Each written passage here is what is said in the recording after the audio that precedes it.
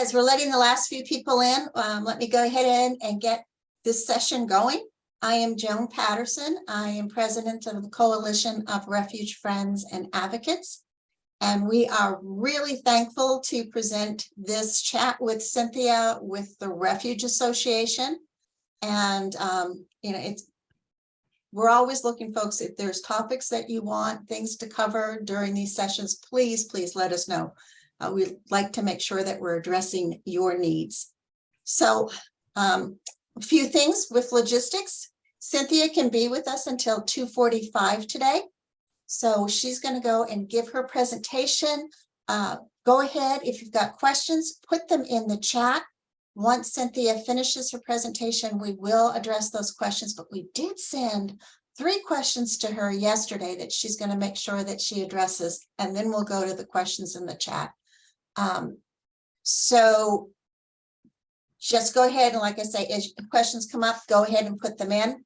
And Cheryl Hart, who is with Corfa, and Linda Schnee with Fish and Wildlife Service, and Eden with the Refuge Association, we will be monitoring the chat and try to make sure as many questions are answered as possible.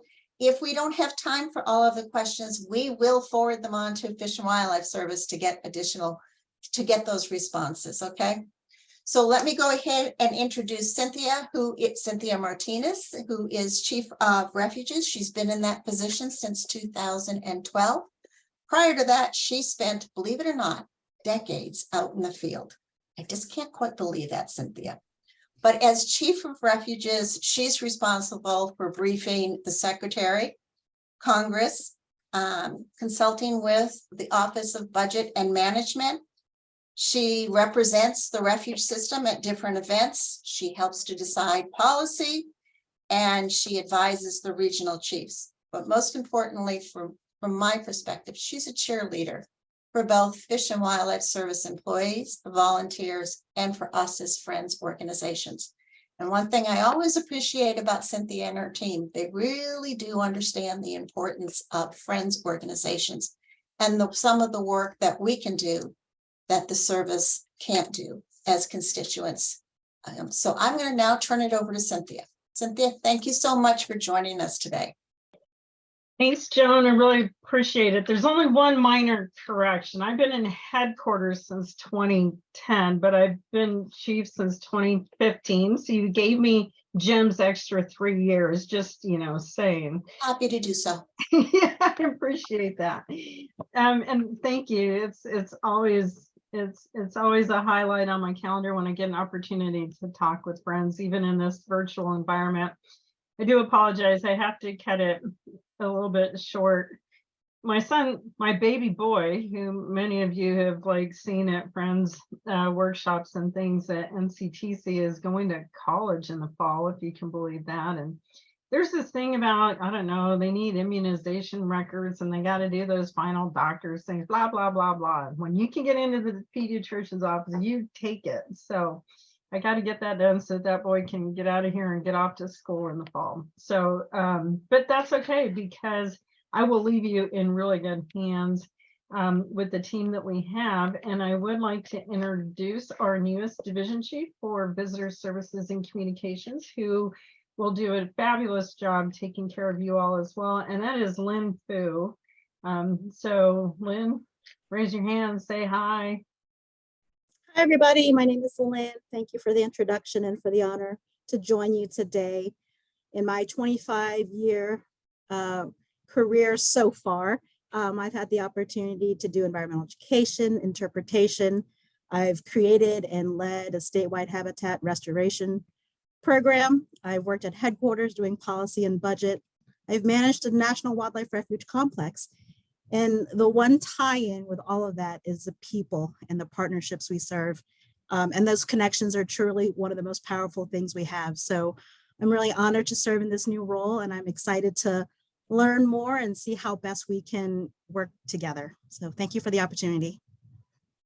Yeah, really looking forward to having Lynn on board. She's gotten moved here now. I don't know, she's probably still got a house full of boxes and maybe some that haven't even arrived. So a little flexibility there, and she'll get going. She already has in a heartbeat. And she'll provide Linda Schnee just a ton of support is the expectation. So happy to have Lynn on board. Okay, well, Karina, let's go ahead and put the PowerPoint. We have a PowerPoint presentation. A lot of times with these talks, it's a little bit easier for visuals so that you can see what we're talking about. I couldn't remember the last time we talked, but basically we're giving you updates from the Refuge system, right? And so what we heard from Joan was that you all wanted to hear about our congressional strategy. You can go to the next slide, Karina.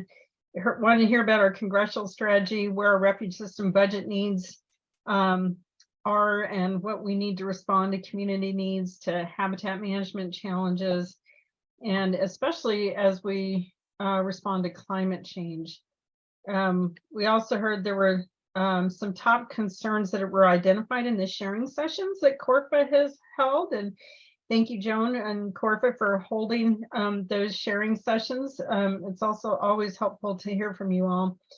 And I think some of those top items are similar to what we're concerned about, right? It's law enforcement, visitor services, maintenance facilities, and of course, our biology. It's like core tenets of what we do on National Wildlife Refuges. So we're going to try to touch base on those, all of those things as well.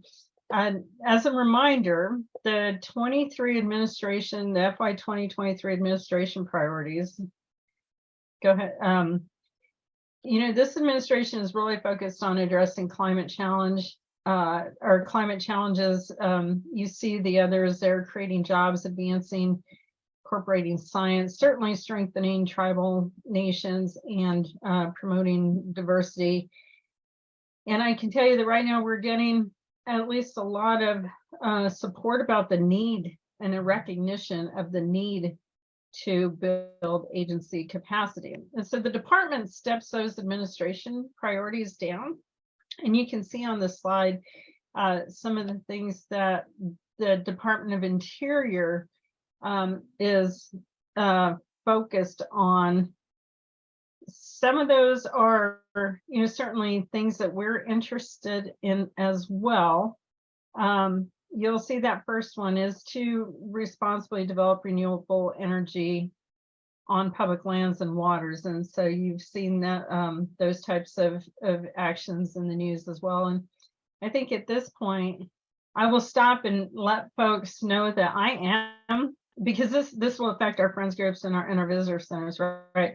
I am the Chief Sustainability Officer for the Fish and Wildlife Service.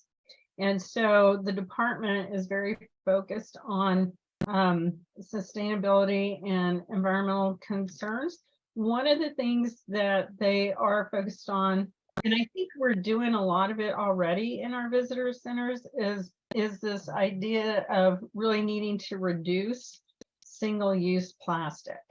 And so I wanted to take the opportunity. I had a meeting on this earlier. I had to present to the Office of Policy Management and Budget what our sustainability plan was. And so I thought it was, I would take the opportunity to just give you all a heads up of that. They do have a definition for single-use plastic, and it means items that are intended to be disposed of immediately after use. So this includes plastics, polystyrene, food and beverage containers, bottles, straws, cups, cutlery, and disposable plastic bags. And I mean, I have to say, I really impressed upon them that is part of, you know, who we are. And we've already tried to make some of these changes. Certainly you all noticed at NCTC, the items that we're utilizing there are compostable, those sorts of things. But I think that they're looking to us to help with what sort of metrics we can provide. Certainly we've been providing water bottle filling stations, those sorts of things. So I think that you'll continue to see some of those changes. And I think that you all have taken on some of those challenges on your own, just because of the perspective that you all come from as well. But I just wanted to go ahead and highlight that as well. So moving on to the next slide, you all have seen this graphic before. And what it is it's really looking at the different, Karina, is that not forwarding, or there we go. So you've seen this graphic before, and this is just a fun little way for us to depict the different federal land management agencies, both in interior and agriculture with the Forest Service, and the inner circles of these kind of bullseyes really focuses on the FTEs that each of the bureaus has.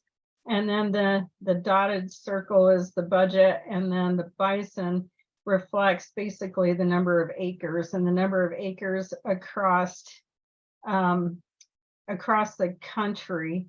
And we did, try to be fair with land acres and marine acres. And so that's where we got the dark blue and then the light blue.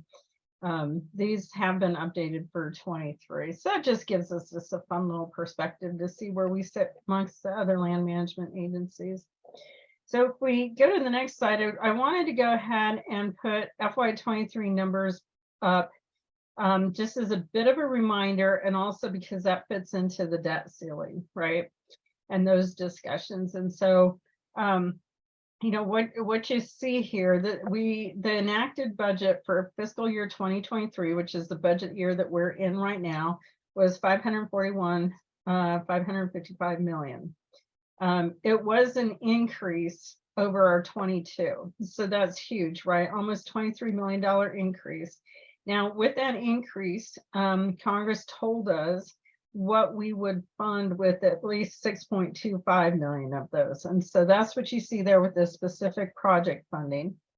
And then at the bottom, so at 6.2 is subtracted from the 22.7, leaves us with 16.5. And that increases what was available for our fixed costs and to increase any capacity across the system that we could. So let's move on to talk about the 23 Fiscal Responsibility Act. And so these are some bullets that basically identify what the Fiscal Responsibility Act called for. So it did extend the debt ceiling. And the important one, I think, to look at is that middle one, where it says maintain fiscal year 2024 non-defense spending at FY23 levels. So in fiscal year 24, they're supposed to maintain all the bureaus at their 23 levels. The important thing to recognize here is that they put these caps at the subcommittee level. So within subcommittees, they can still move dollars across bureaus within the subcommittees in which they've got oversight. So just because it says that spending is at the FY23 levels doesn't mean that all the bureaus would end up with the exact same number. It means that the subcommittees still have some discretion within their caps that are given to them.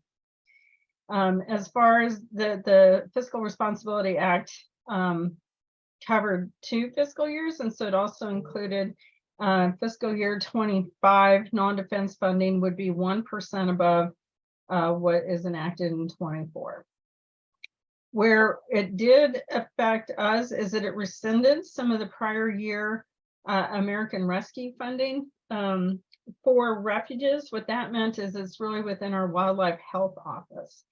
We were able to hire folks within our Wildlife Health Office under the American Rescue Plan to deal with zoonotic diseases, to try to help address, I think folks are aware of the H1AI, oh geez, it's been a long day. Condors, we have had these challenges with the highly pathogenic virus in condors, and so we've had people who've been able to address those sorts of issues, and so we had some of those dollars were rescinded. We had also provided some dollars to the Association of Fish and Wildlife Agencies geographic areas to also help with wildlife health. So that's where we are hit a little bit with the Fiscal Responsibility Act dollars. So if we move on to what the president has put forward in fiscal year 24, it's almost 625 million for the National Wildlife Refuge system. And so you can see those numbers there, what those increases are. It's a good number. It's certainly going in the right direction, but with the debt ceiling talks and the other act, you know, there are some challenges certainly of being able to see this budget come to fruition. We go to the next item. This is the trend, right? So we always go back to our FY 2010 kind of baseline, and you'll see that in 21, 22, 23, it's certainly at least going in the right direction. You see where 24 is, but we are where we are. So if we go to the next slide, y'all have seen, I think you maybe hopefully have seen this. With this slide, I know it's really busy, but what we're trying to depict is on the left is our FTEs, and so that's where the bar graphs are. The orange is showing, that orange line is showing that our visitation has increased, and certainly we don't have the 23 numbers, but we can show you that we've got a 36% increase since fiscal year 2010 in our visitation, while at the same time our full-time workforce has decreased by 20%. The projection, the FTEs that we have in the 23 enacted and in the 24 requests, those are projections. We'll fill those in at the end of the fiscal year to see where we actually ended up, but certainly 23 numbers are projected in the same direction. That axis on the right is showing the visitation in numbers, so that you can see that that orange line gets us to almost 67 million annual recreational visits since 2010. Certainly those are unprecedented numbers. You all know people found us during the pandemic. And then while at the same time, we have 18 new refuges since 2010, and we added almost 600 million acres in the marine environment. So that's the budget scenario. What is our congressional strategy? So I am happy to report that I like to call it my hall pass to go to the Hill. And so certainly for us to be able to go to the Hill, we have to have plans. We step those down within the Fish and Wildlife Service. And you can see these are the 4 main highlights of what we're trying to do as I get up on the Hill.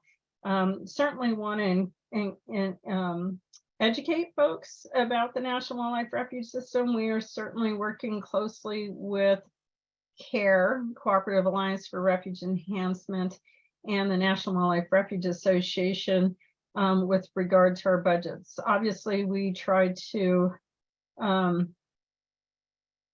was going to say target, but we should probably say identify different folks that are on our appropriations committees to bolster, you know, some of their engagement, highlight things. And so law enforcement is certainly one of our top priorities that we're talking about. We're talking about nature-based solutions in our infrastructure. We're also we're highlighting some of the other areas where we can get additional funds, not just through appropriations. So the transportation bill is always very important to us, and trying to get increases there. Certainly talking about the Great American Outdoors Act. Hopefully Congress will see the benefit of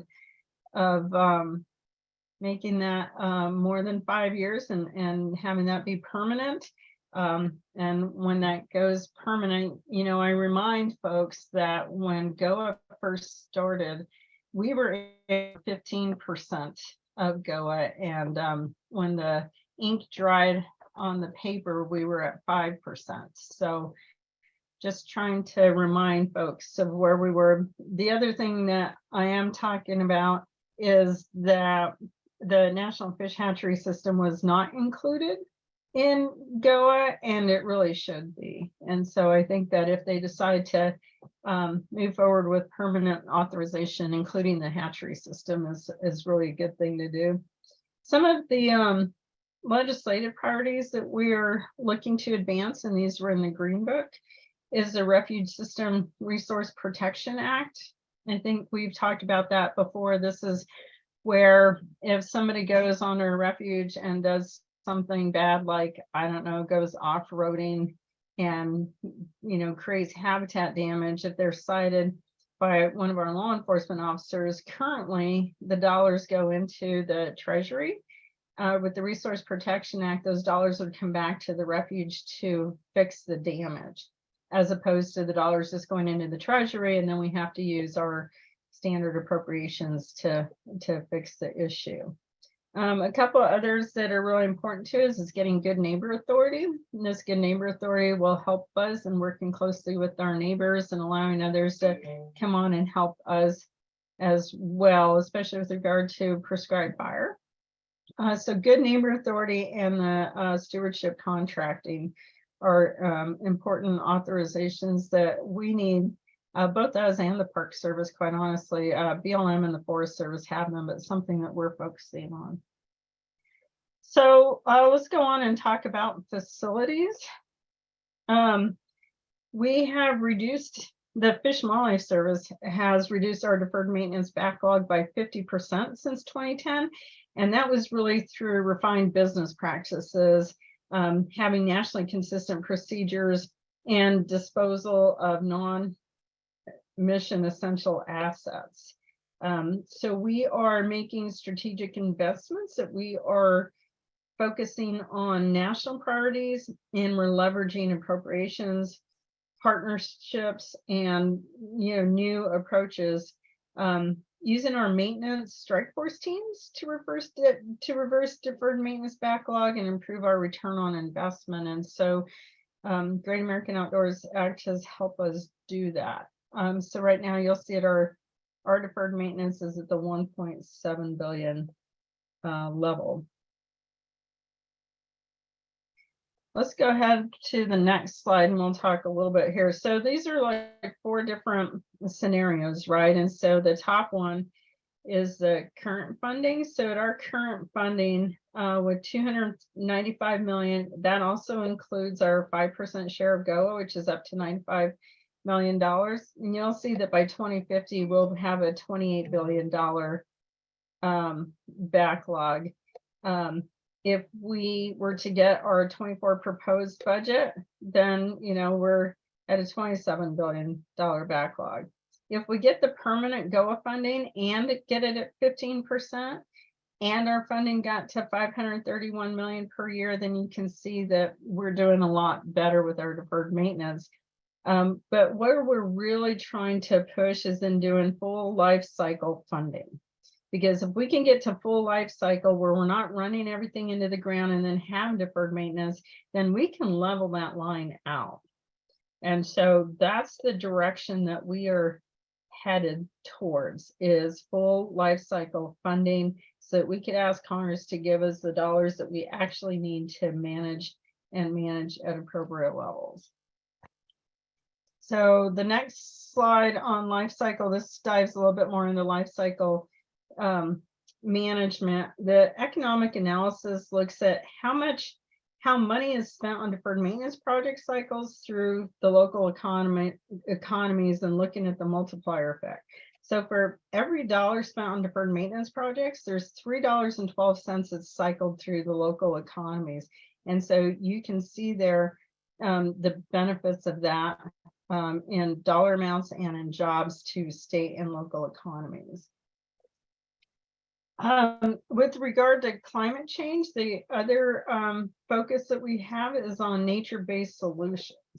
So nature-based solutions are actions to protect, sustainably manage, and restore natural and modified ecosystems that address societal challenges such as climate mitigation and adaptation, while simultaneously we're providing human well-being and biodiversity benefits. And that was the IUCN's definition of nature-based solutions. And so if we can utilize nature-based solutions as opposed to hard structure, there's a ton of benefits from it. And it also reduces the dollars that we have to spend in the future when storms come and take things out.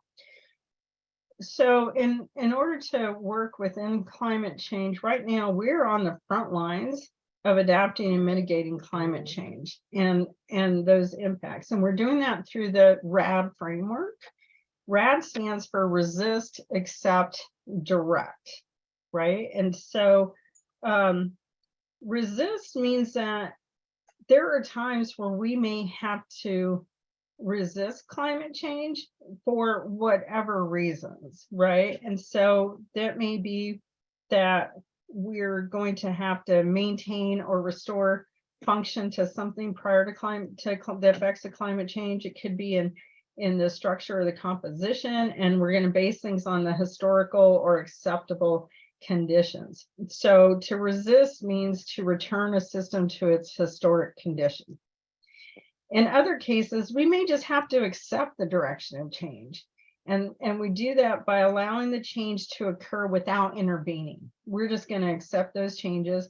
And to accept that is to allow nature to change conditions without any management.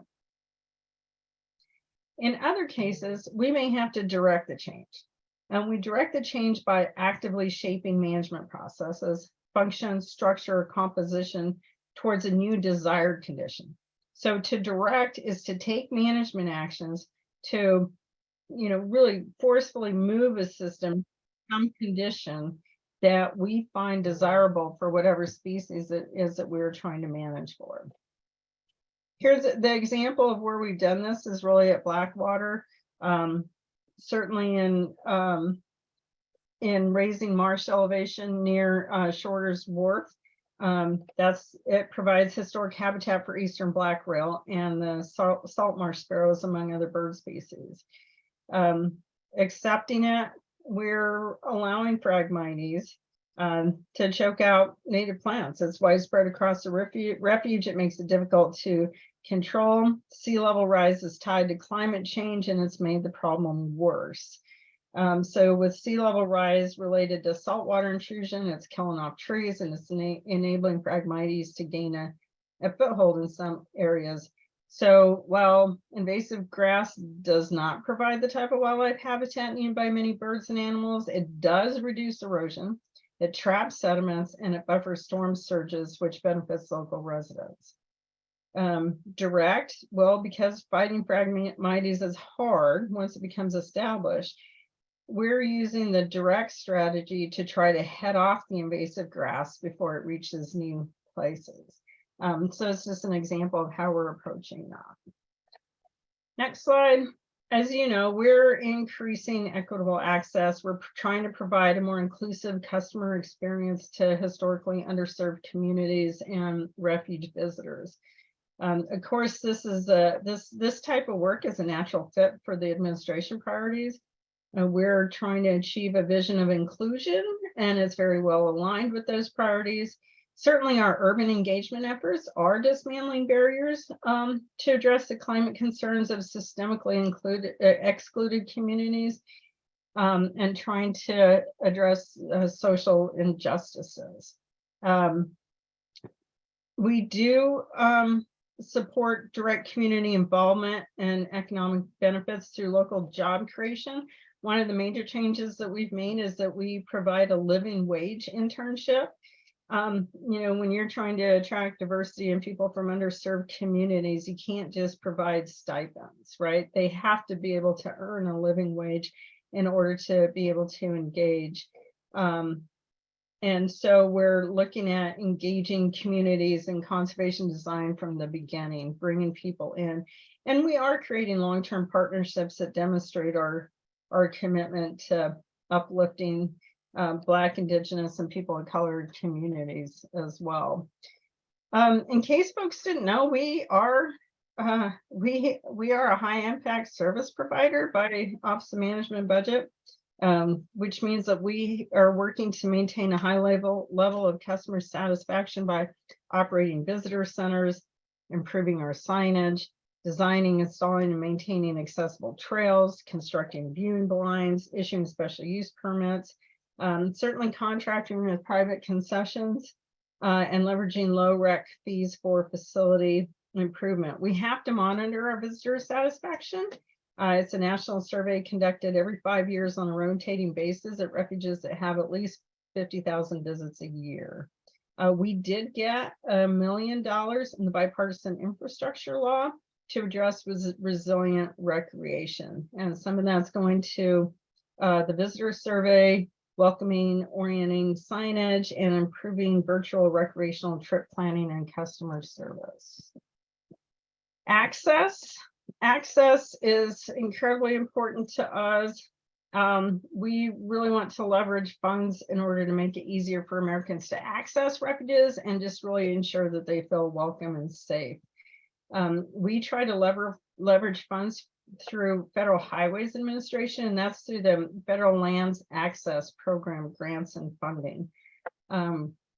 Since 2013, we've worked with our local partners to apply for 132 FLAP awards that have totaled over $203 million.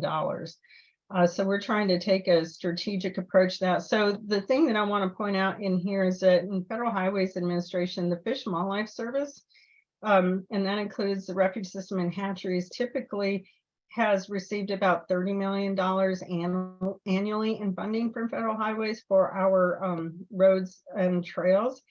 That has really been flat since 2005 until this last year. We got a $6 million increase, but really we're still facing about a $16 million loss in real funds since that $30 million hasn't kept up with inflation. But what we really require is we require $118 million annually to maintain our current assets in good condition. So anytime federal highways bill comes around, we're very interested in what goes into that and how it's supported. Moving on to law enforcement. We've done some pretty amazing things, I think, in our law enforcement force. We were the first Department of Interior law enforcement program to fully implement body-worn cameras. It really has resulted in greater accountability and transparency in our law enforcement operations. We have employed innovative training regarding cross-cultural communications. That includes partnerships with Alaska Native Refuge Information Technicians and groups such as Urban American Outdoors, really in order to model and foster development relationships across cultures. We contract with folks to come in and help us take a look at our training and what could we do to improve that. We also have to implement the cultural resources inventory and monitoring program, and that's underway. This is going to lead to better protection resources under the Archaeological Resource Protection Act and also the Native American Graves Protection and Repatriation Act. And NAGPRA, that last one, is one that the Department of Interior is very interested in and that we are focusing on. Despite a lot of the work that we are doing in there, our federal officers have increasing challenges, right? And some of this is due to the shortage of officers that we have. We are far below what our staffing goals are for refuge law enforcement. As you can see, we currently, as of today, have 208 federally commissioned officers.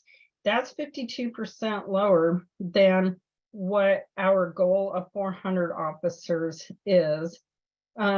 We conducted a study, commissioned a study by the International Association of Chiefs of Police in 2018. Their recommendation for us was to have over 1,000 officers on national wildlife refuges. We thought that might be a little bit too big of a goal, and so we went for 400. But with an increase of 15 million visits to national wildlife refuges over the last 5 years, our officers are facing a lot more challenges. We had 77 people who died on national wildlife refuges in 2021. That's an increase of 45% in just 5 years. We've had almost $2 million of reported value of Fish and Wildlife Service property that was lost to threat or damage. We've had over 1,600 arson vandalism cases on national wildlife refuges over the last 5 years. And if you go to the next slide, it will show you, Karina, if we can get to that next slide, I want to show the, we have we have 5 states with 0 officers in those states. We have 10 states with only 1 officer, and we've got 14 states with only 2 officers. So on this map, we've got the yellow dots are wildlife refuges. The blue areas are places that are reachable within 4 hours by a station law enforcement, and red is outside of the 4-hour mark. So the states with 0 officers are Connecticut, Delaware, New Hampshire, Ohio, Vermont. States with only 1 officer are Georgia, Iowa, Indiana, Kentucky, Michigan, Nebraska, New Mexico, Nevada, Pennsylvania, and Rhode Island.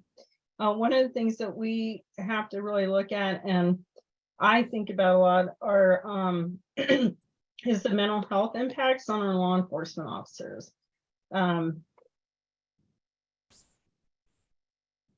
We have what is called a critical incident stress management contacts, where our employees can call if they're you know, in a mental state and that needs some assistance, and half of our calls came from federal wildlife officers. We do have peer-to-peer support for our officers and for all of our employees in the Fish and Wildlife Service. It's one of the best things I think that we've ever done.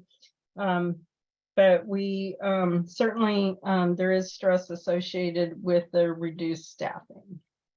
And so with that, and in light of the time, in closing, I just want to say that in terms of wildlife conservation, the refuge system is using sound science to adapt to various biological and environmental challenges.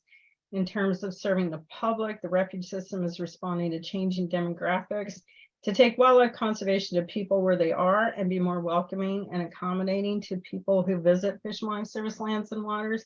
And much of what we do, as you all know, we can't do it without our friends. We rely on you, we rely on our relationships. It's imperative that we are able to spend time like this with you all to share some of where we see things are, what our folks are feeling, because everything that I said, I'm not sure anything of it was a surprise to you all, because you're working right there with us, shoulder to shoulder. You see this as well. And we have had, I think some of what we're seeing is because our decreases, our challenging budget times have been sustained for so long.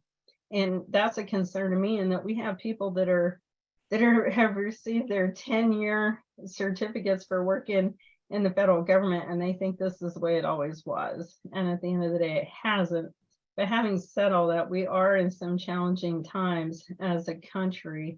And so the next 2 years, I think, are going to be challenging as well. Thank you for your time and your energy and your never-ending support of the National Wildlife Refuge System. And I do have some time, Joan. Karina, you can probably stop sharing, and we can try to take a few questions. And then when I leave in like 6 minutes, then you can ask Lynn all the really hard questions. That's so kind of you, Cynthia. Thank you. So we had sent you a couple of 3 questions yesterday, and I don't know if you have them in front of you, but if you want, I will go ahead and ask the first. Sure, ask me. I don't have them in front of me. Okay. Given the continuing shortfalls in funding for the refuge system, for how long can the system continue to support its mission? Well, I mean, we're always going to support our mission. It's just to what extent, right? I mean, so we're still, every refuge is established for a specific purpose. We're going to manage for that purpose. It just may be that that with the decreases that we've had, it just may not be at there's things we're just not going to be able to do that we used to do before, but that doesn't mean that we set mission aside. Okay, thank you. Does a permanently underfunded refuge system need to be reimagined in some radically different form? Well, I don't know what radically different form is. I think that some would argue that we have been doing that, because these decreases have been sustained over time, we have made some pretty significant changes in that we have had to complex multiple refuges into, you know, a certain system. We've created maintenance districts where we are certainly sharing people and equipment across refuges like we've never done before. We've totally revamped our law enforcement so that we can cover more places. So I think that we have been innovative and have made some that some might call radical changes over the past 10 to 13 years already. We will continue to look at maybe more efficient or effective ways of managing, but certainly guided by the Administration Act, the Improvement Act, the purpose of each refuge, and the system. Okay, thank you. Thank you. And the final question I have for you, and then I'm going to switch it over to Cheryl to ask some questions. Is there any reason that the carbon sequestered in the refuge system couldn't be monetized in some way to, you know, perhaps help with the funding issues? Well, how many parts of the refuge system would you like us to monetize, Joe? So that's a real question. Sorry, thank you for letting me tease you a little bit. If we didn't have fun with each other, then, you know, you would think something's wrong with me, right? Very true. So that is certainly a question that's been coming up. And so we are currently working with our solicitors on the legal side of this one before we put forth any policy. So certainly something that's being discussed. Good to hear. Thank you. Thank you. Cheryl? Hi, Cynthia.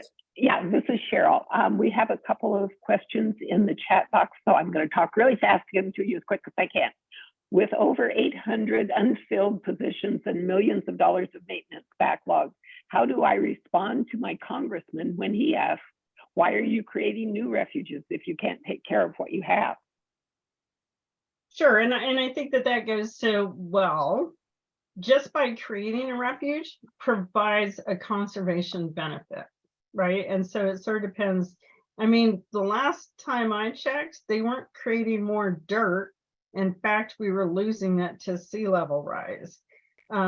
So I think that that's one of the points, is that just in and of itself, creating a refuge and depending for the purpose, that in and of itself is a conservation benefit.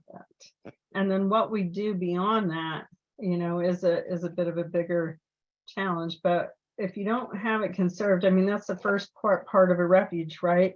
You got to conserve the land, and then two, you got to protect it. And that's where law enforcement comes in, and then you can manage it for the whatever species and then provide public enjoyment of it. Thank you. We've got 1 minute left, and there's a fairly quick question. That is, you were talking about environmental justice earlier. What does that mean in this context? What does justice mean in this context? Well, I think in this context, it means that we are providing equal opportunities across the people that come to our refuges, or that even live in and around our refuges. There's certainly been parts of our communities who have been, you know, systematically really left out. And I think this is an opportunity for us to bring more people in. I really appreciate the opportunity. Again, apologies for having to bail, but, you know, thank you all so much for everything that you do each and every day. And it's just been really great to have gone to NCTC and seen so many of you. And I always look forward to the next time that we can have more conversations. So Joan, thank you for the invite. I really appreciate it. Welcome. We really appreciate you being here. Thank you so much. I'm going to turn it over to Lynn, and Eric is here as well. And you got a cast of other characters as well. So take care. Hope you all have a safe and happy 4th of July. Thank you for all that you do to help our people in their refuges within the National Wildlife Refuge System. Thank you. Joan, I can probably expand a little bit more on environmental Okay. justice as well. I think Cynthia gave a good baseline, but environmental justice, it's based on the principle that all people have the right to be protected from environmental pollution, and that includes both air and water, and that they have the right to live and enjoy a clean, healthy environment. And so within that context, environmental justice is the fair treatment and the involvement of all people, regardless of race, color, national origin, and income. And we do so by delivering the Urban Wildlife Conservation Program and in meaningful engagement with our community and our partners. And so I just wanted to highlight that, this isn't something that's new for the Fish and Wildlife Service. We've been doing this for a decade within the partnerships that we develop and also within the Urban Wildlife Refuge cities and partnerships that we have. So the idea of environmental justice is being highlighted more and more so within the department. And just in the last 2 weeks, I've been fielding a lot of meetings and briefing papers on this topic alone, and we're working on finding ways to dovetail environmental justice needs and building capacity within our agency and within our partners to do more work. There are some agencies that have lots and lots of money, EPA, for instance, the USDA, to address these. And we would love to be able to find ways that we can partner and capitalize on these resources. Great, thank you for adding that. I appreciate it, Lynn. You bet.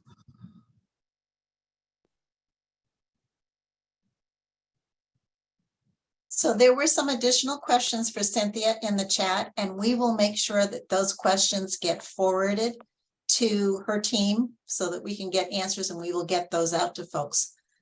Lynn, and you and Eric, would you like to tell us more about what's going on with visitor services or any additional information on what's happening at headquarters? Well, I think you've actually heard a little bit about, some of our efforts within the Division of Visitor Services Communication.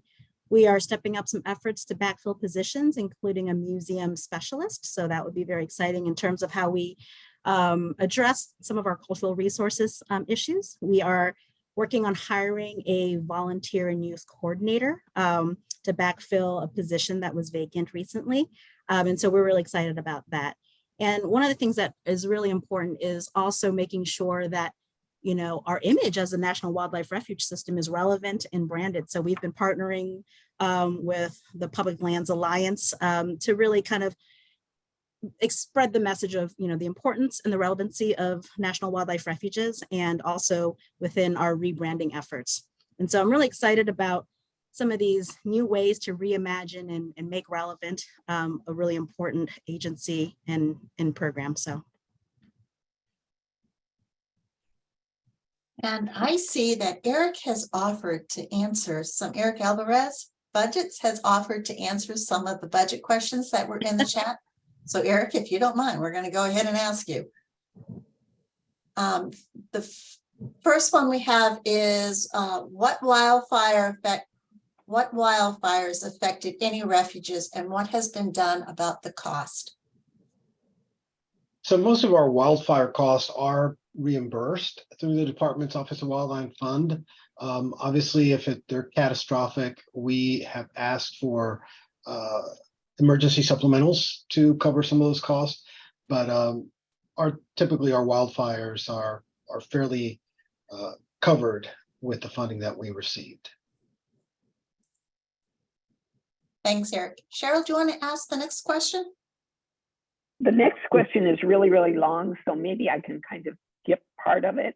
When will money come down to fund positions? And then there's quite a description of what positions have been lost at Okefenokee, but I think we could all fill in that blank with what's happened at our own refuge. I know other refuges are facing the same personnel issues.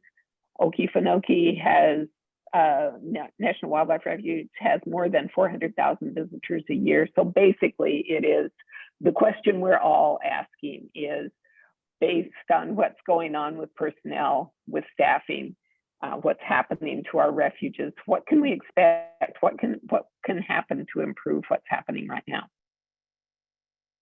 So, I mean, as you saw in our permanent full-time equivalency chart, we took a huge dive over the years since 2011, which was our high point. And that is, like you said, Cheryl, it's reflected throughout all refuges across the country. We've had to make tough decisions on bolstering some at the expense of others. At the same time, we've done a lot of consolidation through creating complexes and being able to more efficiently utilize the resources, as Cynthia mentioned. And that is a very real issue. And only through increased budgets for all of our disciplines, and on the management side, to the visitor side, to the law enforcement side, to our maintenance side in planning, can we really see a big change. We've had members of Congress approach us and say, well, can't you fill positions at X Refuge in the Northeast? And of course we can, but without extra money, we're going to have to take that position from another refuge, more than likely in the Northeast. So the pain just kind of gets magnified and shifted elsewhere. So I would say the true fix to this issue is making sure that Congress understands the needs of the refuge system. Cynthia, as you heard her say, is making rounds up on the Hill, trying to educate members. You know, we can only go so far, but advocacy groups can actually go much farther and actually lobby and amplify what is requested in the president's budget, because we have our limitations that we have to operate under. Others do not.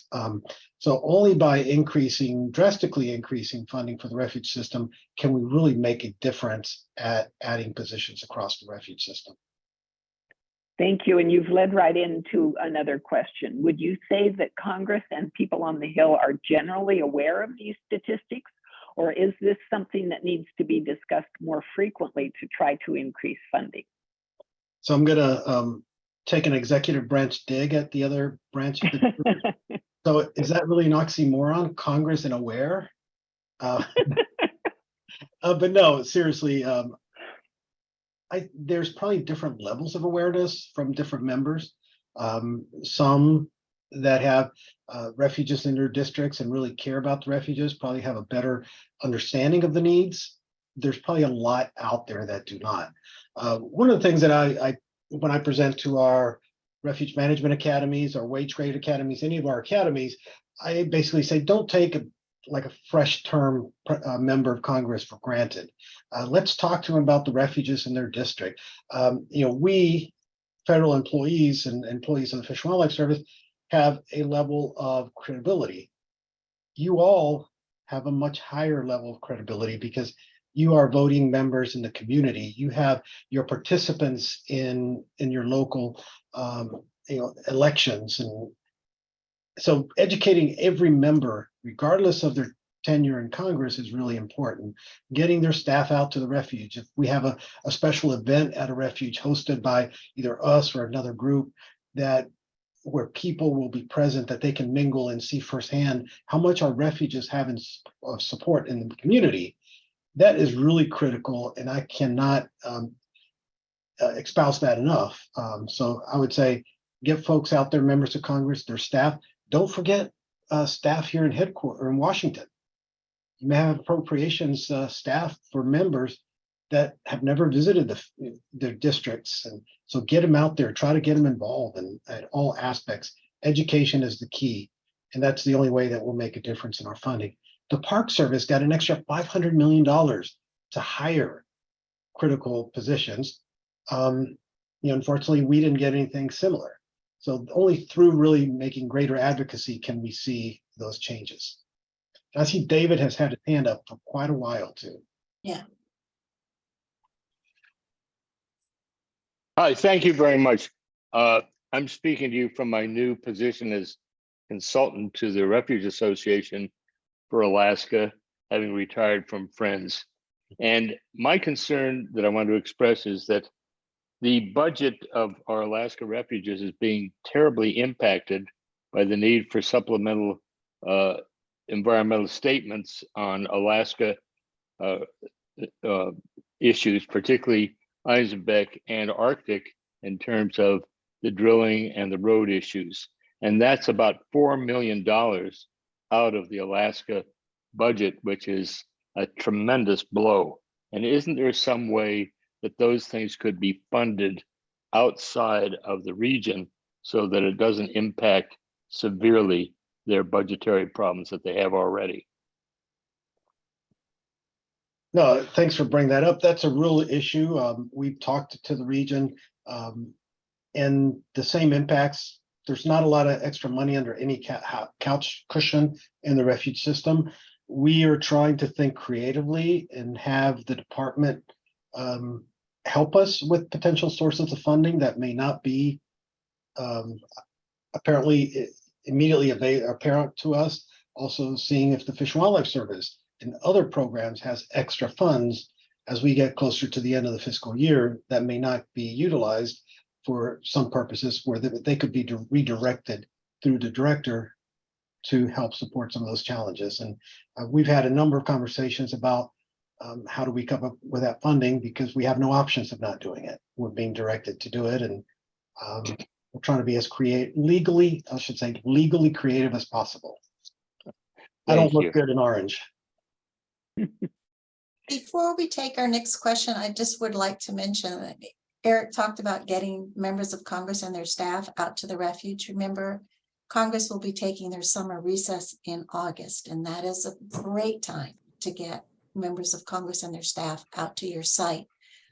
Refuge Association and Corfa are working on putting together a recess action kit will explain for those of you who have never had an opportunity to invite a member of Congress out to your site, how you go about doing that, you know, how you make these appointments and all. And that should be coming out within like the next 10 days or so. So just want to make y'all aware of that. So Cheryl, next question.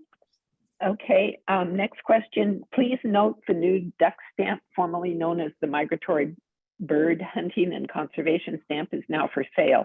This has raised over $1 billion for land acquisition and protection since the 1930s.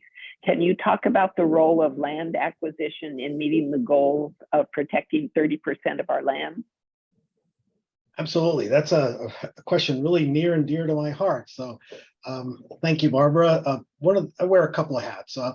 I'm the division lead for the Refuge System Budget Performance and Workforce.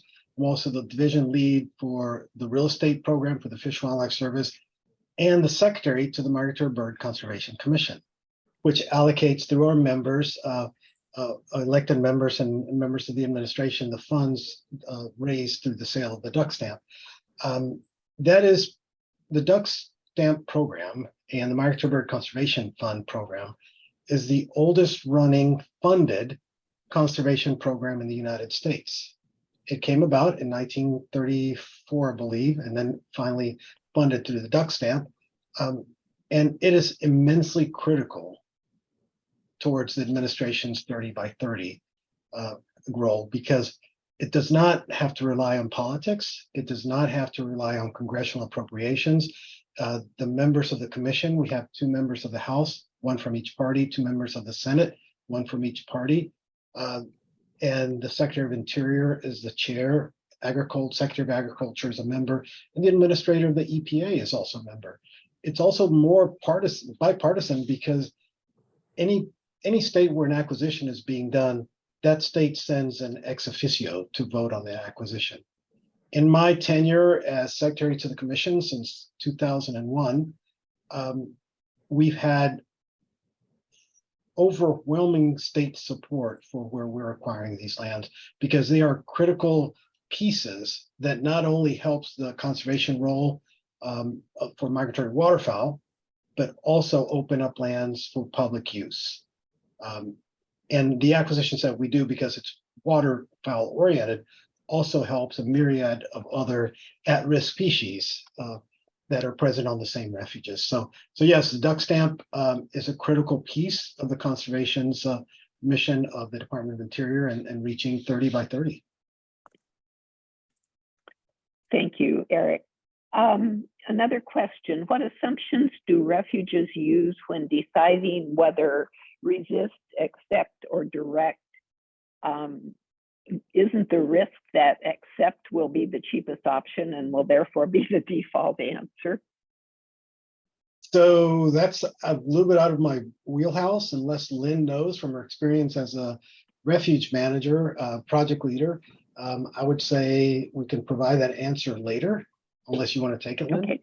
We can provide the answer later, and I think are we a minute over? Okay, well, I can just say that sometimes it's a case-by-case basis depending on the refuge and the resources we're trying to protect. So just because it might be the quote unquote cheapest answer at the time, it might not meet the mission goals that we're trying to address. So it might not always be the best answer. But we can give you a more thorough answer after today's webinar. Thank you, Lynn. Sure. Joan? Okay, I see that we are a little over our hour. So any of the questions that didn't get answered, we will forward them to Fish and Wildlife Service. And we thank Lynn and Eric for staying on and answering these questions. And I also want to thank the Refuge Association for all of their support in putting on these webinars. I think Jeff was on, and I think he's still on. Jeff is president of the Refuge Association. Jeff, is there anything that you want to say before we thank everybody and say goodbye?